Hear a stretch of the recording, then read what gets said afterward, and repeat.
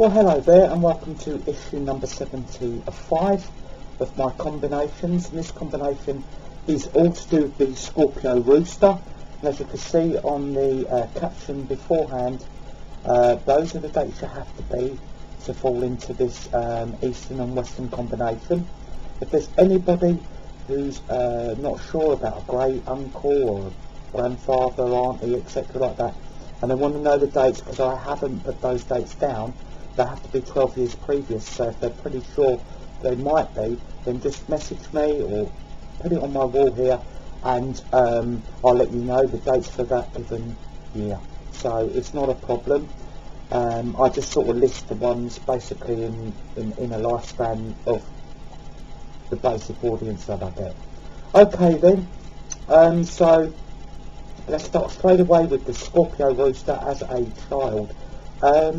A quiet but very confident child we have here. We have a very strong-willed, but as I say, not overtly loud, but very quiet, watchful, but very, very strong. Very tomboyish if a girl, and likewise the boys are very rough and tumble. But, you know, not in a nasty way, but that's just the way they're built. You know, the girls you'd see, you'd probably find prefer to maybe have a bit of a kind of football, or you know, doing a bit of stuff like that, climbing, etc. You know, don't get me wrong, they're going to grow up to be ultra feminine, but that's just the way they roll when they're younger.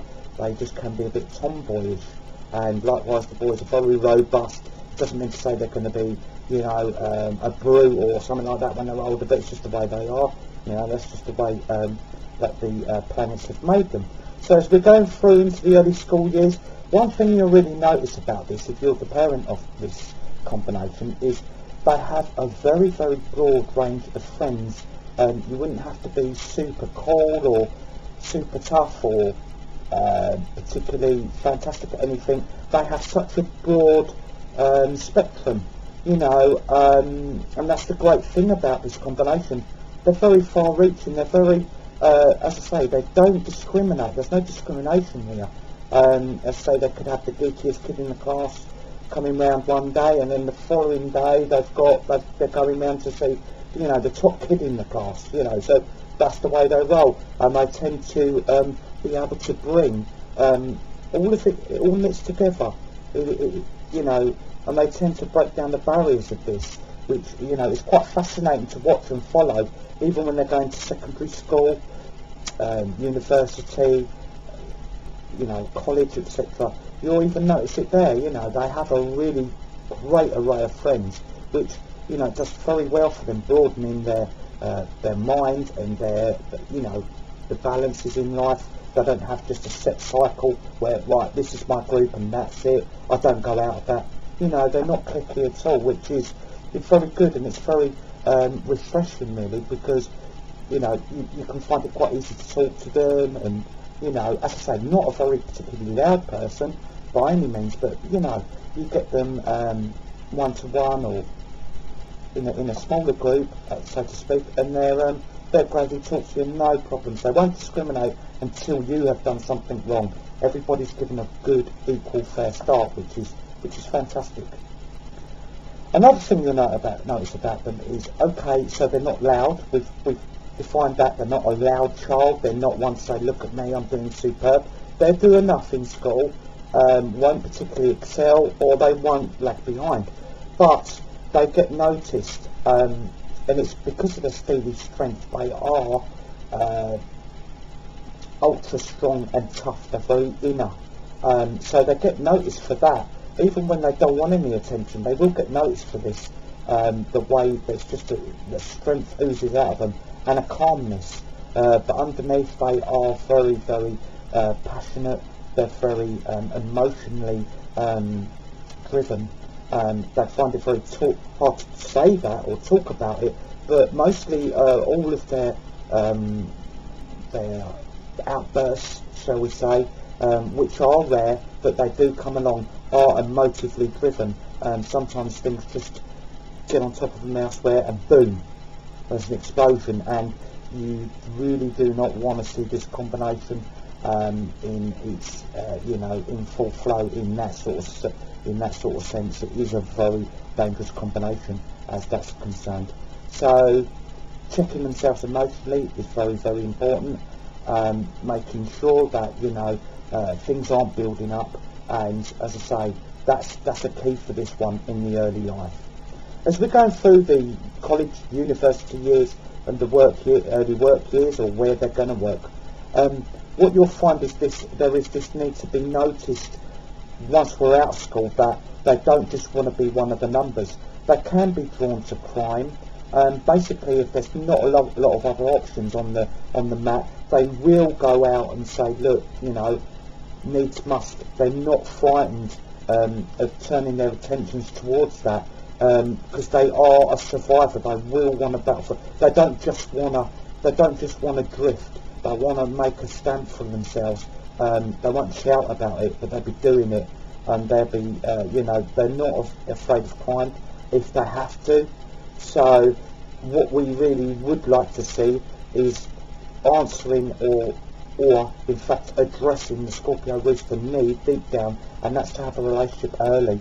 And they could take on motherhood, fatherhood very early, because they've got that inner strength, that determination.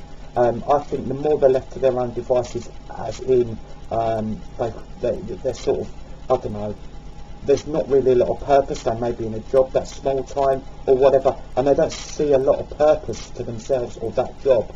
They could get down themselves, and they will, as I say, they can go the other side of the tracks. It's not unheard of with these people, and it's such a shame. Such a beautiful or handsome, creature. They've got so much ability.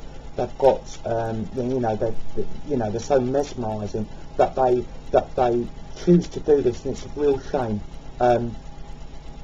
So what we would really like to see them doing is getting involved with a great partner early doors.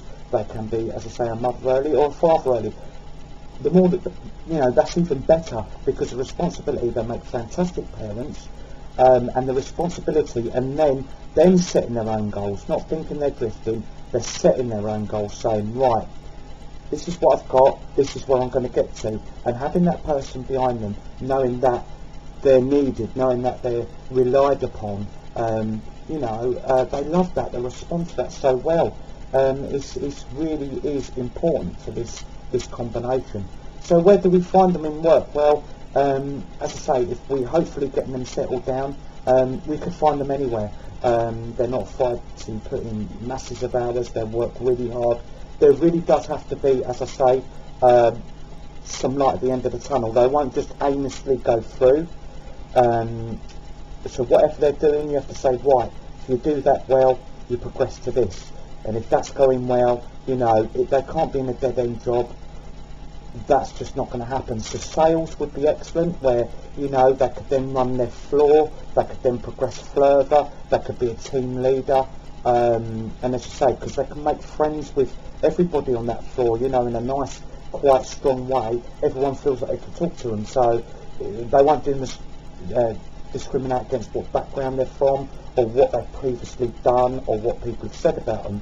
They deal with them very individually. They leave the gossip behind, so that's great. They make a very good person like that, Get them heading the sales floor. Get them in sales, or get them in something where, there's definite progression, marketing, anything like that. They would do excellent in. But then again, they could be an apprentice carpenter, builder, bricklayer, anything. As long as they know, once I've done the hard yards, I'm going to be earning this amount. I'm going to be able to look after my family, etc. That's all they want to do. That makes them really happy. They can then shut themselves away, looking after, and really concentrating on what they've always yearned for inside. Couldn't really talk about it earlier, is that security, because this can be an eccentric combination when allowed to float. Yes, they can get involved with the wrong side of the law. We know that. Yes, they can be a demon in a scrap, male or female, it really doesn't matter, and they can get what they want by hook or by crook. So, let's try not go down that road. let's use their resourcefulness and their determination in the right way, the right circumstances, you know, and I think, you know, then you've got a happy combination. As we know, Roosters have many ups and downs, and the Scorpio, being emotional, doesn't find the Rooster the easiest avenue to release that, the easiest avenue to sort of like talk about things. But we don't want them explosions, because one of those explosions, that could end up in hot water very quickly, and it's all gone south, it's all gone wrong. So let's keep an eye on that. So let's have a look at your perfect matches. Well, I'd love to see the Scorpio Rooster with the snake, absolutely, because it is such a positive association. They bring out the best in each other, they really do. Plus the snake as parents as well, along with the Rooster. That's a wonderful parenting, you know, that's a great guide for those children. They're going to be looking at this real strong couple, and they're going to think, wow, you know, these are somebody to look up to, and that's what they're great for. So let's look for the Capricorn snake, the Piscean snake, the Cancerian snake, and the Virgo snake, all wonderful. And also the Oxen, the hard-working, you know, slow in their own way, but do it in their own time, the Oxen. Because the Rooster doesn't want to push them, they just want to do it in a teamwork way. The Ox responds to that. They give the Rooster much needed routine in that sense, and that right nice foundation that then the Booster can dress up around it, that can push on. The Ox say, look, the house is going to be in wonderful order, everything's going to be functioning, and that sets a lot of their mind at ease, and that's a great function in that way.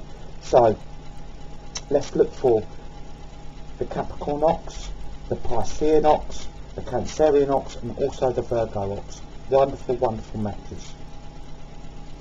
If we look at who we've got to avoid, we have to avoid rabbits at all costs, because you will see the explosion from this combination, with the rabbit's tendency to fib a little, and basically wind the Rooster up, because this Scorpio Rooster, they love it on the level, they love it on the line. This is the bare fact, this is how it is. By no means will they accept any of these fibs, tall stories, things like that, just to make the, you know, themselves, the person they're associating with, look better. They won't have it. They like to cut the fat away and say, boom, I'm not having that.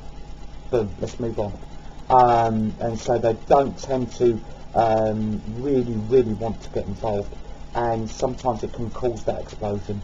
Rabbits are prone to making Roosters feel like that.